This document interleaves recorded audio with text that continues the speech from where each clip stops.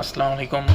আজকে আরেকটা বিষয়ে কথা বলবো। আসলে আরেকটা বিষয় না, এই বিষয়ে কত ভিডিওতে কথা বলছি, সেটা হচ্ছে চেকের বিষয়, চেক ডিজনের বিষয়।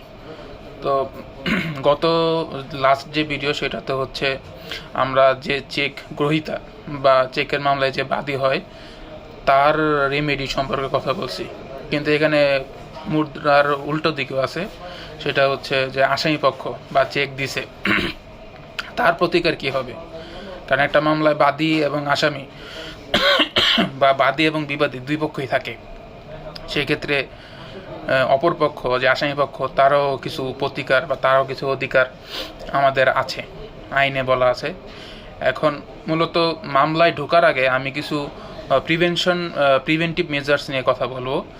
মানে আমি সবসময় বিশ্বাস করি হচ্ছে prevention is better then cure. মানে প্রতিকার অপেক্ষা প্রতিরোধ ভালো।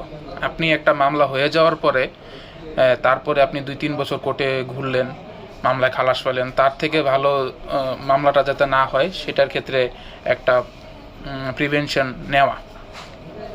তো মূলত মামলাটা হয় হচ্ছে এনএ অ্যাক্টের 138 ধারায়।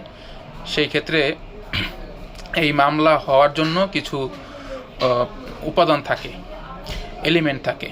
তো এই এলিমেন্ট যদি ফুলফিল না হয় তাহলে বাদী মামলা করতে পারে না। এখন আপনার যখন চেক দিবেন সেই ক্ষেত্রে আপনার এই বিষয়গুলো লক্ষ্য রাখতে হবে যে বাদী সে যাতে তার উপাদানগুলো না পায়, যাতে সে মামলা করতে না পারে। এখন কি কি উপাদান সেটা হইতে পারে? প্রথম হচ্ছে যে আপনার মূলত চেকের মামলার সবচেয়ে বেশি যে সমস্যাটা সেটা হচ্ছে ব্ল্যাঙ্ক চেক, খালি চেক দেওয়া। নর্মালি দেখা যায় যে আপনি চেক লেনদেন করতেছেন, আপনি আপনার যে যার থেকে মাল কিনতেছেন বা যার সাথে ব্যবসা করতেছেন তাকে আপনি একটা সিকিউরিটি হিসেবে একটা খালি চেক দিয়ে দিলেন। চেকের মধ্যে আপনি সই করে দিয়ে দিলেন, চেকের মধ্যে কোনো তারিখ নাই, কোনো অ্যামাউন্ট দেওয়া নাই, কাকে দিলেন সেটাও দেওয়া নাই। এই কাজটা করবেন না। আপনি যখনই যাকেই চেক দেন চেকের মধ্যে অবশ্যই চেকের অঙ্কটা সুস্পষ্টভাবে লেখা থাকতে হবে, তারিখ লেখা থাকতে হবে, এবং কি উদ্দেশ্যে দিলেন সেটা একটা ডকুমেন্টস অবশ্যই আপনি রাখবেন। কেন দিলেন? আপনি তো অবশ্যই কোনো না কোনো কারণ ছাড়া কাউকে কোনো চেক দেন না। তো এইটা হচ্ছে যদি চেকের মামলা হয়ও তাহলে আপনার ক্ষেত্রে খুবই উপকার হবে, আপনার মানে ইয়েতে ডিফেন্সে খুব উপকার করবে এই বিষয়গুলো। দুই হচ্ছে আপনার ঋণের ক্ষেত্রে যখন আপনি ব্ল্যাঙ্ক চেক দেন, সেটা হতে পারে ব্যাংকে বা সেটা হতে পারে কোনো ব্যক্তিকে, আপনি আপনার বন্ধু থেকে বা আত্মীয় স্বজনের থেকে বা কোনো পাড়া প্রতিবেশীর কাছ থেকে আপনি চেক টাকা নিয়ে চেক দিলেন। এখন অনেক ক্ষেত্রে দেখা যায় সিকিউরিটি চেকগুলোর ক্ষেত্রে আপনার অনেক ক্ষেত্রেই ব্ল্যাঙ্ক চেক দেওয়া হয়, ম্যাক্সিমাম ক্ষেত্রেই। মানে মানুষ চেকটা কী মনে করে আমি বুঝি না, ম্যাক্সিমাম ক্ষেত্রে ব্ল্যাঙ্ক চেক দেয়। তো ব্ল্যাঙ্ক চেক দেওয়ার ক্ষেত্রে দেখা গেছে সে 5 লাখ টাকার চেক নিছে, পরবর্তীতে মামলা করতেছে 10 লাখ টাকার বা 15 লাখ টাকা। কারণ ওই যে চেকের যে সংখ্যা উনি উল্লেখ করে দেন নাই, তো উনি ব্ল্যাঙ্ক চেক দিছে, সে তার মতো একটা অ্যামাউন্ট বসাই দিয়েছে। এখন বলতে পারেন যে ভাই অ্যামাউন্ট বসালেই তো হবে না, এটা তো তার প্রমাণ করতে হবে। হ্যাঁ, অবশ্যই তাকে প্রমাণ করতে হবে, কিন্তু আপনি যে কোর্টে হ্যারাসমেন্ট হলেন 2 বছর 3 বছর 4 বছর 5 বছর, অনেক ক্ষেত্রে এরকম হয়। তো এই হ্যারাসমেন্ট থেকে উদ্ধার পাইতে হলে আপনার অবশ্যই ব্ল্যাঙ্ক চেক দেওয়া যাবে না। অবশ্যই চেকটা লিখিতভাবে দিবেন, সুন্দরভাবে দিবেন, এবং অবশ্যই ডকুমেন্ট রাখবেন। এবং যখন ঋণ পরিশোধ হয়ে যাবে আপনি তার চেকগুলো ফেরত নেবেন এবং অবশ্যই লিখিতভাবে দিবেন যে আপনি চেক দিছিলেন এই অবস্থায় এবং তাকে টাকা পরিশোধ করছেন। এই ক্ষেত্রে আপনি সিকিউরিটি চেক হিসেবে যে চেকটা দিয়েছেন সেটা আপনি ফেরত নিছেন। তারপর হচ্ছে যদি চেক হারায় যায় বা চেক চুরি হয়ে যায়, অবশ্যই আপনি সাথে সাথে জিডি করবেন থানায় যেয়ে, এবং আপনার যে সংশ্লিষ্ট যে ব্যাংক থেকে আপনি চেকটা নিয়েছেন ওই ব্যাংকে জানাবেন যে আপনার চেকটা এরকম এরকম হয়ে গেছে, যাতে কেউ যদি চেক দেয়ও যাতে সে চেক থেকে টাকা তুলতে না পারে।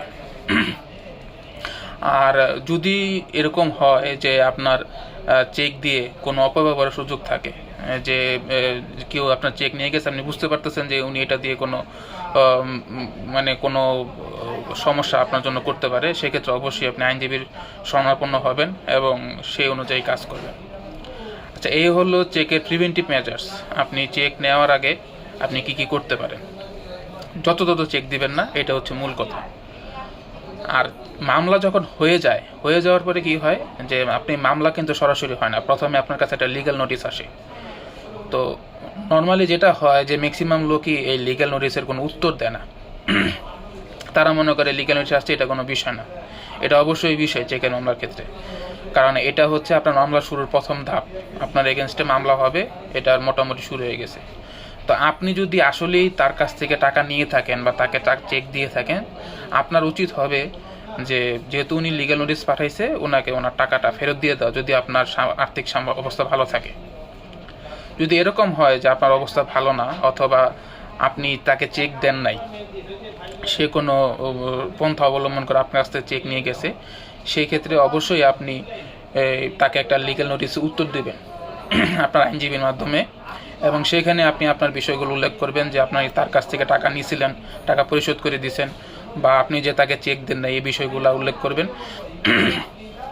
এবং তার সাথে সাথে যদি আপনার এরকম হয় যে আপনি টাকা দিতে চাচ্ছেন, তা আপনার সময় দরকার, সেই বিষয়গুলো উল্লেখ করে দেবেন। এটাতে যেটা হলো যে আপনার যে আপনাকে লিগ্যাল নোটিস পাঠাচ্ছে, সে আপনার বিষয়টা জানতে পারলো, বা আপনার উপর একটা কনফিডেন্স পেলো যে না, সে আমাকে টাকা দিবে, বা এই বিষয়।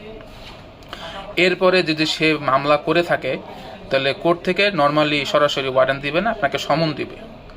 এখন সমন পাওয়ার পরে অনেকেই মনে করে সমন দিছে কি হবে। অবশ্যই শুধু চেকের মামলা না, যে কোনো ক্রিমিনাল মামলায় বা ফৌজদারি মামলায় আপনার এগেনস্টে সমন বা ওয়ারেন্ট যাই হোক না কেন, আপনাকে প্রথমে জামিন নিতে হবে। জামিন নেওয়ার পরে আপনার পরবর্তী কার্যক্রম। জামিন যদি না নেন, এটা আপনার জন্যই সমস্যা, কারণ পুলিশ আপনাকে খুঁজবে, থানা থেকে খুঁজবে। এটা আপনার পারিবারিক এবং সামাজিক সম্মানের জন্য ক্ষতিকর। এরপরে আপনার জামিন নেওয়ার পরে মামলাটা যখন বদলি হবে ট্রায়াল কোর্টে, আপনার নর্মাল প্রসেস, চার্জ গঠন হবে, সাক্ষী হবে, আর্গুমেন্ট হবে, আপনার খালাস হয়ে আসতে হবে। তো এটা হচ্ছে লম্বা প্রসেস মামলার পরবর্তী বিষয়গুলো। কিন্তু এর আগে আপনি যদি আপনার প্রিভেন্টিভ মেজার্সগুলো নেন, সেই ক্ষেত্রে আপনার পরবর্তী মামলা হওয়ার সম্ভাবনা খুবই কম, এবং হলেও আপনার জেতার সম্ভাবনা বেশি থাকবে। আশা করি ভিডিওটি আপনাদের কাজে লাগবে। আইন জানুন, আইন মানুন, নিরাপদে থাকুন। আসসালামু আলাইকুম।